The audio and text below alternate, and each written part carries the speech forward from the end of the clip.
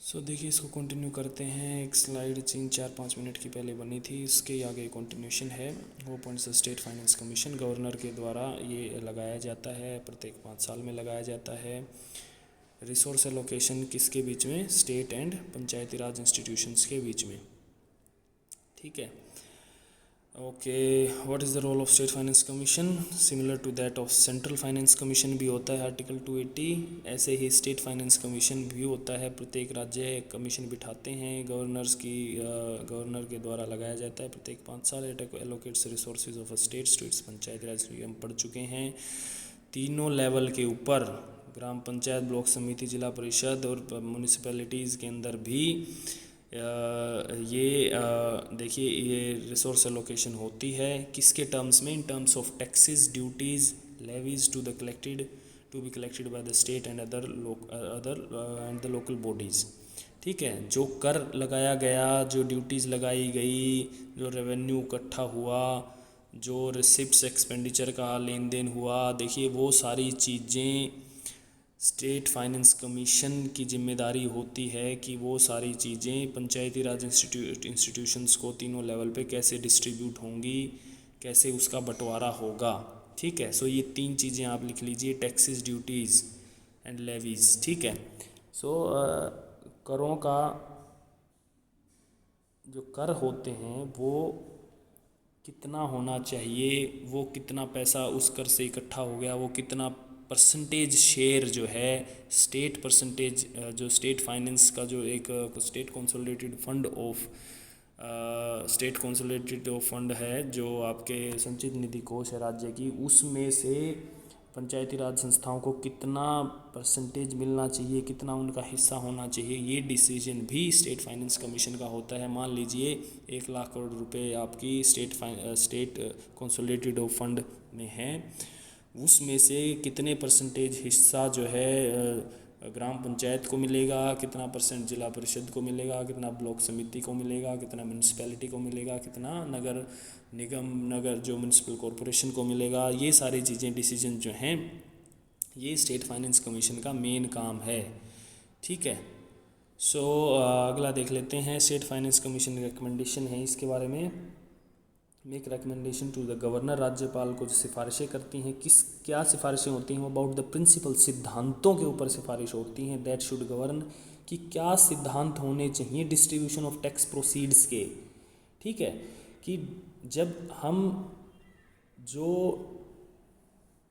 Tax से इकट्ठा किया हुआ पैसा को हम बांटेंगे तो किस सिद्धांत के ऊपर वो हम बांटेंगे। ठीक है,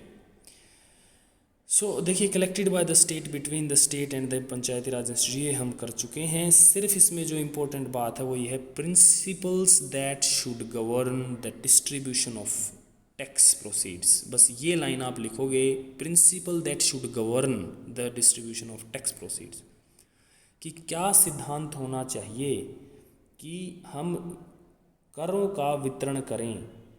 ठीक है, जो कर हमें लगाए जाने हैं या करों से लगाया हुआ पैसा हमें जो मिला है वो बांटने के लिए हमारा सिद्धांत क्या होना चाहिए। भाई क्यों, क्या ज़रूरी है ग्राम पंचायत को ज़्यादा पैसा मिलना? क्या हो सकता है जिला परिषद को ज़्यादा पैसा की ज़रूरत हो, या हो सकता है नगर पालिका को कम पैसे की ज़रूरत हो, या नगर निगम को ज़्यादा पैसे की ज़रूरत क्यों हो। ये देखिए स्टेट फाइनेंस कमीशन ये सब चीज़ें देखता है कि पॉपुलेशन कितनी है, अर्बन है या रूरल है। अर्बन एरिया को देखिए डेफिनेटली जो है ज़्यादा पैसे की ज़रूरत रहती है उसको मेंटेनेंस के लिए। तो ये चीज़ें देखिए, ये सिद्धांत होते हैं कि भाई पैसे की डिस्ट्रीब्यूशन क्यों हो, टैक्स प्रोसीड्स की डिस्ट्रीब्यूशन किस आधार के ऊपर हो, किस सिद्धांत के ऊपर हो। ये चीज़ बेसिकली स्टेट फाइनेंस कमीशन का काम है, राज्य वित्त आयोग का काम है। ये एक आयोग का मतलब है 5-7 मेंबर्स होते हैं इसके अंदर, एक ग्रुप ऑफ बॉडी होती है जो बैठ के ये सिद्धांत बनाते हैं कि भाई पैसा बटेगा तो किस आधार पे बटेगा, टैक्स डिवोल्यूशन होगा किस आधार पे होगा, कोऑपरेटिव फेडरलिज्म किस आधार पे काम करेगा। ठीक है, principal that should govern, one line single line है, इसको हिंदी में आप लिख लोगे। किस सिद्धांत के ऊपर जो है कर वितरण की जो प्रक्रिया है वो चलेगी। ठीक है, जो किस सिद्धांत के तहत जो है कलेक्टेड टैक्स जो कलेक्ट हुआ है स्टेट गवर्नमेंट के द्वारा वो पंचायती राज इंस्टीट्यूशन पे तीनों लेवल पे कैसे बटेगा। ठीक है, ये बहुत इंपॉर्टेंट है, यही आपके क्वेश्चन में आएगा। पिछली एक बात और अब और आने वाली ये बातें हैं। Taxes levies and fees levied और अप्रोप्रिएटेड बाय पंचायत्स देमसेल्व्स की क्या होंगे, किस प्रकार के कर लगा सकते हैं, किस प्रकार की फीस अगुवाई कर सकते हैं पंचायत अपने आप से। Grant in aid to Panchayati Raj institution from state की ये अनुदान राशि सहायता अनुदान राशि पंचायती राज संस्थाओं को फंड से स्टेट फंड से दी जाए, वो किस आधार पे हो। अगली जो चीज़ की इंपॉर्टेंट चीज़ फंक्शन है वो है ways to improve the financial position of Panchayati Raj. ये सलाह देता है कि कैसे पंचायती राज संस्थाएं अपने आय के साधन जो अपनी वित्तीय अवस्था है वो कैसे सुधार सकते हैं। ठीक है, measures to for the overall improvement of panchayat finances. देखिए ये शायद ये रेकमेंड कर दे कि भाई जो है ग्राम पंचायत सबसे जो है सफाई कर लेना स्टार्ट करेंगी, या जो है फाइन्स लगाना स्टार्ट करेंगी कि जो साफ़ सफाई नहीं रखता है उसके ऊपर इतना जो है टैक्स लगाया जाए या इतना फ़ाइन लगाया जाए, या गांव में घुसने से जो जो निर्मल गांव को जिसका अवार्ड मिला है उसमें हो सकता है। देखिए इट्स जस्ट अ प्रोबेबिलिटी, ऐसे ही एग्जांपल के तौर पे बात कर रहे हैं। आपने देखा होगा आप कहीं अच्छी टूरिस्ट प्लेस पे घूमने जाते हैं तो वो वहाँ पे जो है फ़ीस लेते हैं आपसे, टूरिज़्म फ़ीस जो है भाई आप यहाँ आए हो आप घूमोगे यहाँ पे इसका आप चार्ज करिए। तो हो सकता है फाइनेंस कमीशन ये रेकमेंड करे कि गांव में आप आओगे तो गांव में जितने भी लोग आप बाहर से आते हैं उनसे जो है फ़ीस चार्ज करी जाए जो कि गांव की डेवलपमेंट के लिए यूज़ करी जा सकती है। सो इस तरीके के सुझाव जो हैं किसका अधिकार बनता है देना, फाइनेंस कमीशन का सुझाव होता है। इस तरीके कुछ भी सुझाव वो रेकमेंड कर सकते हैं। कहने का मतलब ये है कि फाइनेंस कमीशन की जो सुझाव होते हैं वो पंचायती राज इंस्टीट्यूट्स के वित्तीय अवस्था को बढ़िया करने के लिए, इम्प्रूव करने के लिए होते हैं। फिर ये होता है कि नेक्स्ट हमने देखा कि अनुदान राशि सहायता राशि राज्य सरकार से उनकी कितनी मिलनी चाहिए, या फिर ये हो सकता है कि वो किस प्रकार के टैक्स लगाएं, किस प्रकार की फ़ीस लगाएं, किस प्रकार की जो है उनका कर का सिस्टम होना चाहिए। ये सारी सुझाव देखिए अपने आप से सरपंच के पास पावर नहीं होती, अपने आप से ग्राम सभा के पास पावर नहीं होती जो मर्जी वो करें। वो किसी गाइडलाइन को फॉलो करते हैं, वो किस आधारभूत को मान के चलते हैं, किसी सिद्धांत पे काम करते हैं, और वो वित्तीय सिद्धांत फाइनेंस कमीशन के द्वारा सेट किए गए होते हैं। सो यही 5-6 चीज़ें बड़ी इंपॉर्टेंट हैं कि अपने आप से वो कैसे किस प्रकार के टैक्स और फीस कलेक्ट कर सकते हैं, प्लस स्टेट गवर्नमेंट और उनके बीच कितना बंटवारा होना चाहिए, उसका भाग कितना होना चाहिए, प्लस कि अपनी उनकी जो है फाइनेंशियल पोजीशन सुधारने के लिए वो और क्या क्या तरीके ओवरऑल क्या क्या तरीके वो अपना सकते हैं। वित्तीय अवस्था बस आप वर्ड याद रखिए।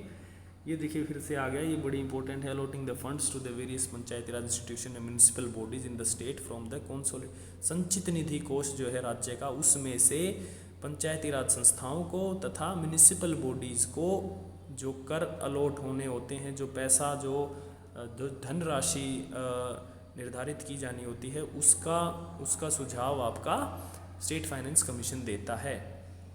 अच्छा, अगला पॉइंट जो इसका आप लिखोगे, acting at arbiter between central and state government with regard to issues that are of financial nature. केंद्र सरकार और राज्य सरकार के बीच ये सुलहकार का काम करता है कि जो भी वित्त के मामले होते हैं केंद्र सरकार और राज्य सरकार के बीच, अगर कोई वित्त का मामला है तो उसमें कौन बोलेगा या उसमें कौन सुझाव रखेगा, राज्य वित्त आयोग।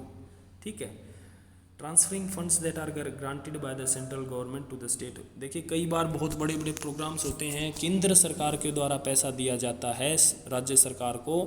सो इसके बीच भी आपका अगर ये ट्रांसफरिंग ऑफ फंड कोई करेगा तो राज्य वित्त आयोग करेगा, ये ट्रांसफ़र करेगा, राज्य वित्त आयोग फंडों का लेन देन करेगा किसके बीच, केंद्र सरकार और राज्य सरकार के बीच। ये बहुत इंपॉर्टेंट पॉइंट है, इसको लिख लीजिए। Distributing between the various municipal bodies panchayat Raj institute within states governments total proceeds of taxes fees tolls. देखिए हो टोल से वही बात आ गई कि आपके रोड जो आपके राज्य में जितने रोड के ऊपर जो टोल टैक्स होते हैं उससे कमाई है, वो कमाई का बंटवारा कैसे होगा, वो कमाई कितनी, वो फीस का चार्ज कितना होना चाहिए, ये सारी चीज़ें ये निर्धारित करता है। ये इस तरीके के बड़े बड़े सिद्धांत वित्तीय सिद्धांत निर्धारित करता है जिनका बंटवारा होना होता है म्यूनिसिपल बॉडीज़ और पंचायती राज इंस्टीट्यूशंस के बीच में। म्यूनिसिपल बॉडीज़ यहाँ है अर्बन वाली जो हम कर चुके हैं, पंचायती राज इंस्टीट्यूट्स हैं रूरल वाली। सो दोनों के लिए ही स्टेट फाइनेंस कमीशन इम्पोर्टेंट है एलोकेशन ऑफ फंड्स के लिए, ठीक है, फंड के जो धनराशि के वितरण के लिए। Determining the taxes, tolls, duties, fees that may be levied, ये हम कर चुके हैं। ये देखिए बहुत इंपॉर्टेंट है, स्टेट फाइनेंस कमीशन का प्रावधान 73वें 74वें संशोधन के तहत किया गया है।